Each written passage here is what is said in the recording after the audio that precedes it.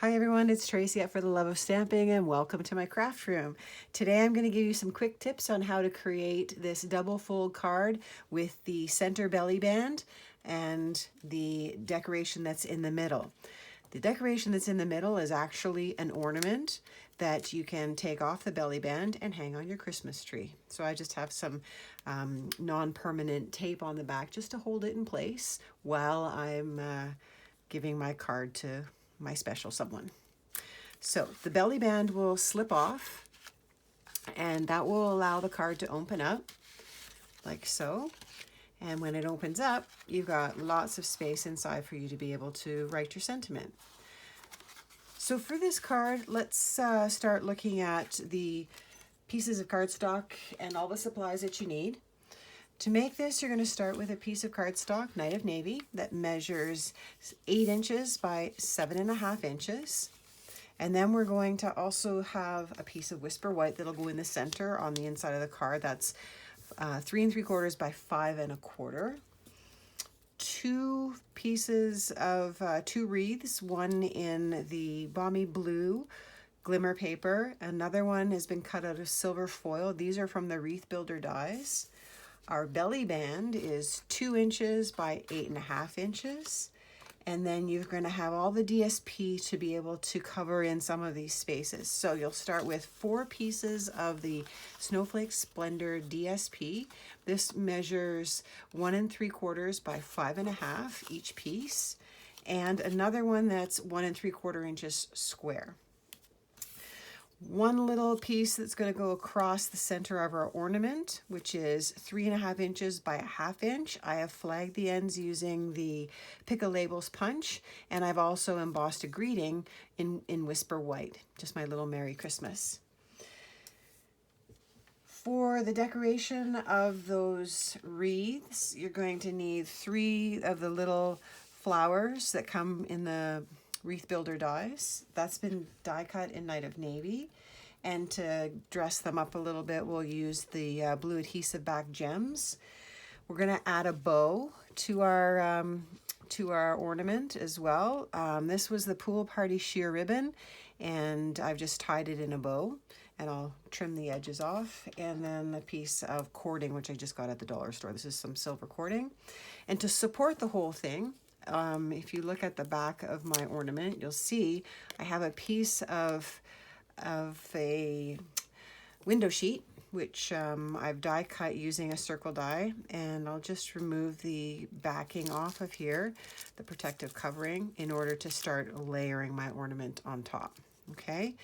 A lot of the instructions will be included within the instruction sheets that I'll be sending out, but the key pieces that I wanted to show you were how to score and fold the card base and how to cut the designer series paper so that you have all the right pieces that you need to fill in the spaces.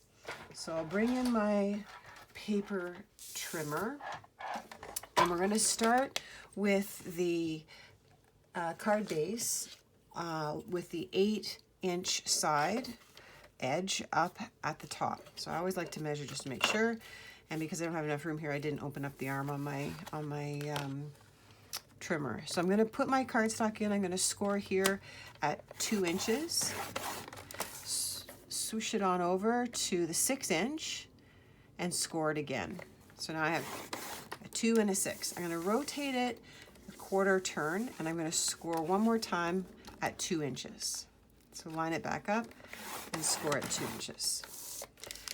Now I need to make a series of diagonal score lines, so I'm going to bring in just a ruler and I'll make my marks, and I'm going to use a foam pad and my bone folder along with my straight edge of my ruler to create the diagonals. So your first ones are the easiest ones because the marks are already here for us. So we're just going to take our ruler and we're going to line that up so that the ruler is meeting the points of each of those score lines, and I'm just going to score with my bone folder like that.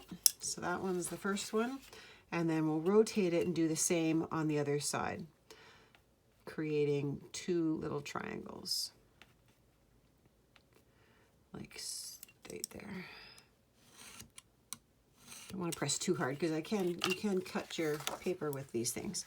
So now I'm going to take a pencil and I'm going to mark at 4 inches along the 8-inch side, which you can see here I've already pre-marked it. So that's a 4-inch mark right there.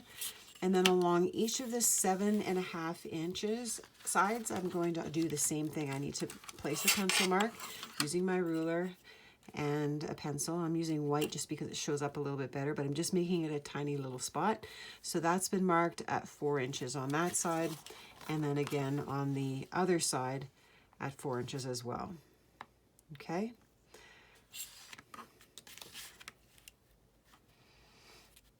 All right. So, and the key is to make sure that you measure from the top down, not from the bottom up, which I've just realized as I was doing this, I'd seen I'd had a pencil mark there. So now these two lines should match. Okay, so let's use again, using the ruler, we're going to take the ruler and measure, lay it along the navy cardstock, and we'll put it where our points are at the top and at the side.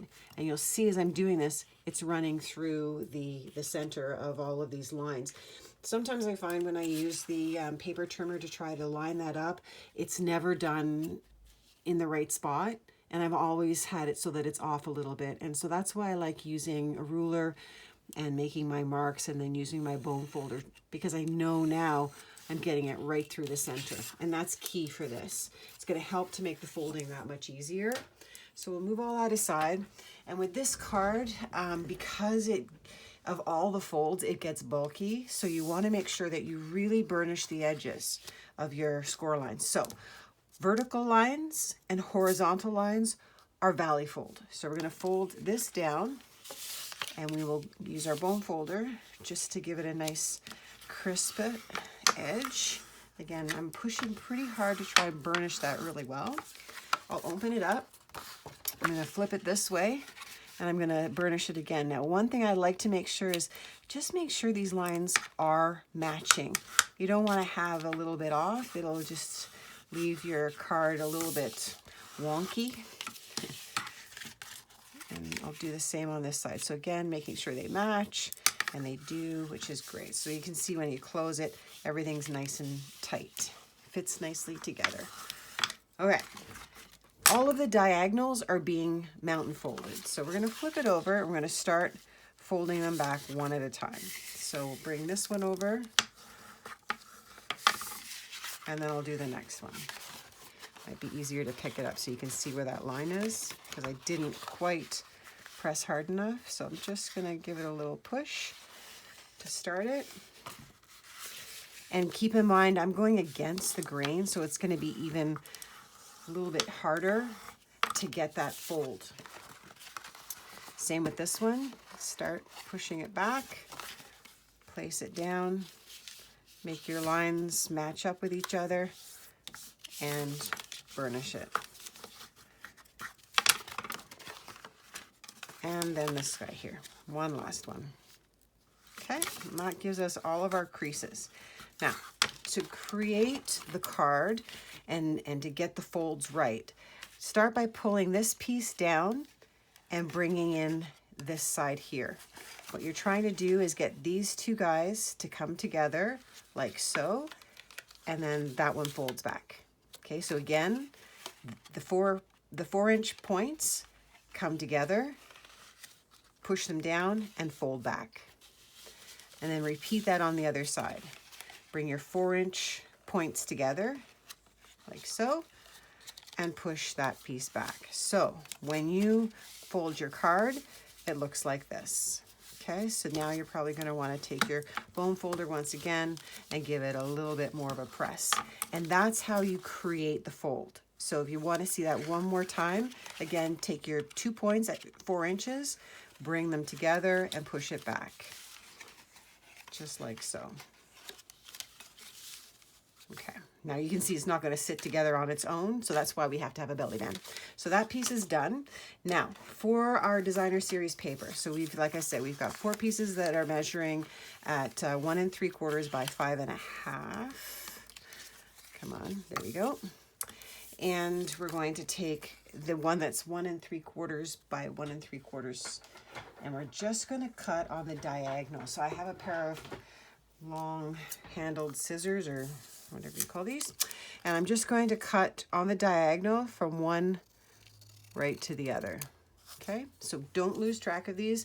Doesn't matter, we're lucky with this paper, the design on it, the pattern doesn't really matter which way it goes. It's all snowflakes. But you're going to have to now take 2 of the designer series paper, and we're going to mark on either the right or the left. Doesn't matter to start. Just remember that on the one that the other ones we're going to do on the opposite side. So we're going to take 2 of them, and we're going to take our ruler once again, and we're going to measure down at 1 3/4 inch. And I'm just going to use a pen here, and I'm going to make a mark, and I'm going to show you how you're going to cut. We're just going to put a little mark right there so I can see it. Then I'm going to take the 2 pieces to save myself time, make sure they're square, and I'll use my scissors, and I will cut from that mark up to here. Okay, so we'll just take this and we'll cut it. I'm not going to do that. I'll show you what we'll do with the other piece.